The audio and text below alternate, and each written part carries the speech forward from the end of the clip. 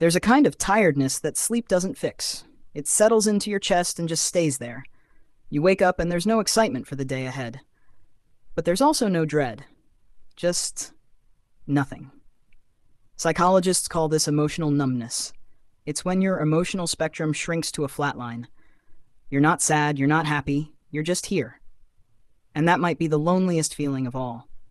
It usually doesn't happen overnight, it builds slowly, like dust gathering on a shelf you forgot to clean. Maybe it started after a loss, or a betrayal that broke something inside you. Or maybe it was just years of small disappointments, one by one, until you stopped expecting anything at all. At first, people around you might not notice. You still show up. You still smile when you're supposed to. But inside, it's like the color's been drained out of everything. Music doesn't move you anymore. Your favorite show feels like background noise. Even good news lands flat. You hear yourself say, "That's great," but you don't feel it. Emotional numbness is your brain's way of protecting you. When you've felt too much for too long, it shuts the floodgates. It's not weakness, it's survival. But survival mode wasn't meant to be permanent, and when you live there too long, you start to forget what it feels like to feel. You might find yourself going through the motions. Eating without tasting, talking without connecting. It's like you're watching your life from behind glass. One of the strangest parts is how quiet it is. There's no voice in your head telling you you're worthless. There's just silence.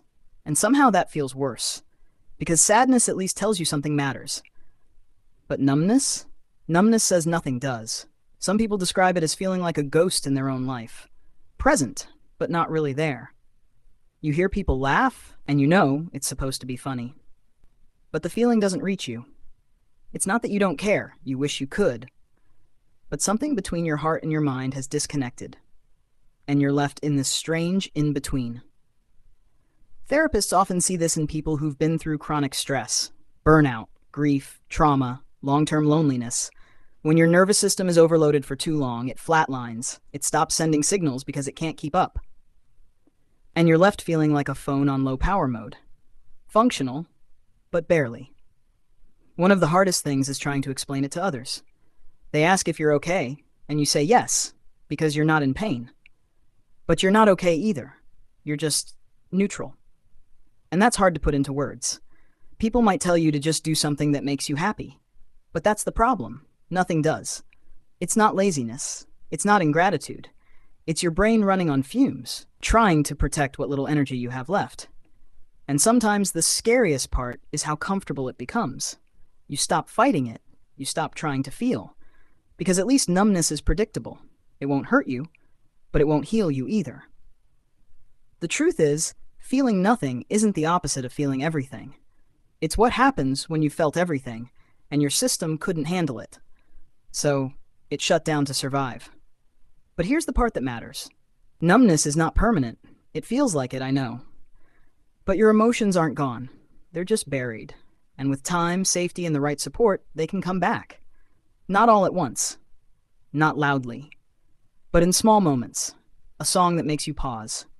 A conversation that makes you smile without forcing it. A memory that doesn't sting anymore, just lingers.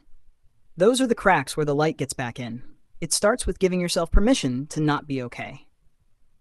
To stop pretending you're fine when you're not. It continues with rest. Real rest. Not distraction. Not numbing out more, but actual stillness, where you let your system reset. It helps to talk to someone who gets it. Not someone who will try to fix you, but someone who will sit with you while you figure out what you need. Sometimes it's therapy, sometimes it's a journal, sometimes it's just letting yourself cry, even when you're not sure why. The goal isn't to feel better right away. It's to feel something. Anything. Even if it's uncomfortable. Even if it's small. Because feeling means you're alive again. Not just existing. Alive. And that's worth fighting for, even when you don't feel like fighting. If you're watching this and you feel nothing right now, I want you to know something. You're not broken.